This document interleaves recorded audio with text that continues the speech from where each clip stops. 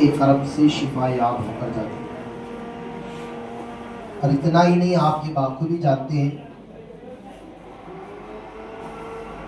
کہ ہم اولیاء کرام سے اس لیے محبت کرتے ہیں، جو میں نے بھی شعر کہا ہے وہ ہمارے دلوں میں سمایا ہوا، اس لیے ہم اولیاء کرام سے محبت کے عوض میں ہم ان کی بارگاہ میں پہنچتے ہیں اور اپنے دل کے ٹکڑوں کو سناتے ہیں، دل کے حالات بتاتے ہیں۔ اور میں کیا کہوں، ولی کو بتانے کی ضرورت نہیں ہوتی، نگاہ سے ہی پہچان لیتا ہے۔ ولی کو بتانے کی ضرورت نہیں ہوتی، بس جا کر خاموش بیٹھ جاؤ، ولی خود ہی تمہیں دیکھ کر پہچان لے گا تمہارا حال کیا ہے، تمہارا معاملہ کیا ہے۔ تو میں نے کہا تھا نا، ہم اپنے دل میں جو شعر بسائے ہوئے ہیں، اسی لیے تو ہم اولیاء کرام کے در پر جاتے ہیں اور وہاں سے فیض پا کر آتے ہیں اور اپنے ٹکڑے سنا کر پریشانیوں سے نجات پاتے ہیں۔ اور وہ شعر یوں ہے کہ نگاہ ولی میں وہ تاثیر دیکھی، بدلتی ہزاروں کی تقدیر دیکھی۔ آج یہاں پر ہر قسم کے معاملات لے کر ہر انسان یہاں پر آیا ہوا ہے، اور ہر انسان کو یہ امید ہے کہ میں یہاں پر آیا ہوں، انشاءاللہ یہاں سے اپنی تقدیر بدل کر جاؤں گا۔ اور میں حضرت مخدوم سمنانی رحمۃ اللہ تعالی علیہ کے فیض و کرم کو حاصل کر کے اپنے معاملات سے شفا یاب ہو کر جاؤں گا۔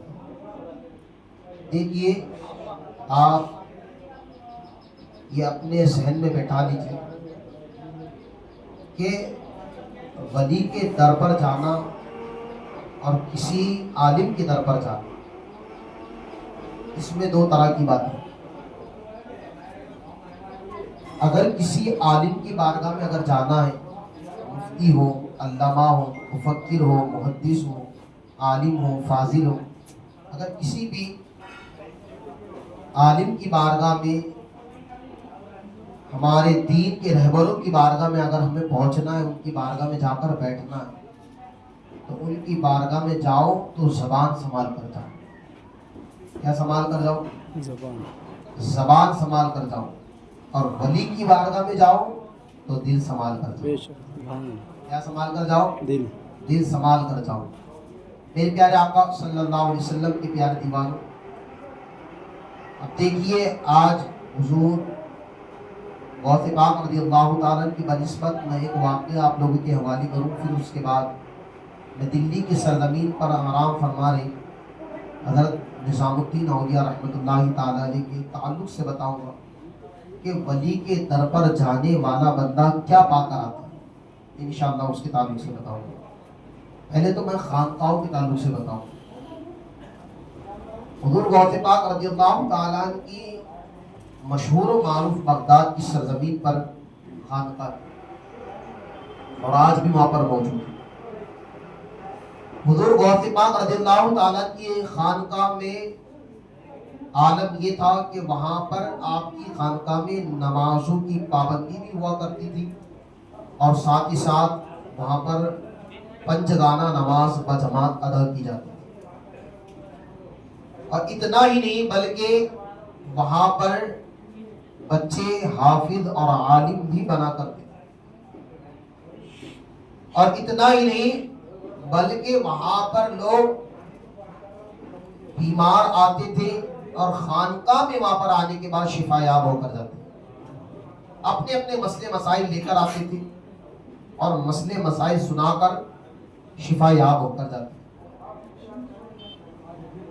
ایک نوجوان لڑکا حضور غوث پاک رضی اللہ تعالیٰ کی بارگاہ میں آپ کی خانقاہ میں تشریف لائے۔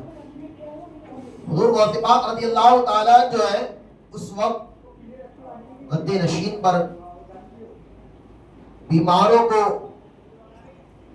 پریشان حال لوگوں کو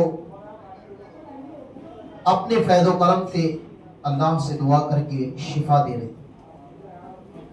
عالم یہ ہوا کہ ایک شخص جو ہے نوجوان بچہ وہاں پر تشریف لایا، حضور غوث پاک رضی اللہ تعالیٰ کی بارگاہ میں بیٹھا تھا، وہ کچھ نہیں سنا رہا تھا، خاموش بیٹھا تھا۔ حضور غوث پاک رضی اللہ تعالیٰ نے اشارے سے اپنے مرید سے کہا اس بچے کو میرے قریب لے کر آؤ۔ حضور غوث پاک رضی اللہ تعالیٰ کی بارگاہ میں جیسی وہ نوجوان بچہ آیا، حضور غوث پاک رضی اللہ تعالیٰ نے اس سے پوچھا بات کیا ہے، معاملہ کیا ہے؟ کچھ کہتے نہیں ہو، کچھ زبان سے بولتے نہیں ہو، اپنا حال سناتے نہیں ہو۔ اس بچے کی آنکھوں میں آنسو آ گئے اور آ کر کے اس نے کہا اے غوث پاک رضی اللہ تعالیٰ، اے پیران پیر، اے روشن ضمیر، اے سیدنا شیخ محی الدین شیخ عبد القادر جیلانی محبوب سبحانی قطب ربانی پیر لاسانی، اے غوث پاک رضی اللہ تعالیٰ، میرا معاملہ یہ ہے کہ میں آپ سے بڑی لگاؤ رکھتا ہوں، آپ سے بڑی محبت کرتا ہوں، اور میں اس خانقاہ میں کئی روز سے آ رہا ہوں۔ کچھ دن پہلے میرے والد صاحب کا انتقال ہے، انتقال کے بعد مجھے میرے والد صاحب کا قبر میں جانے کے بعد فکر ہے کہ ان کا قبر میں کیا حال ہوگا۔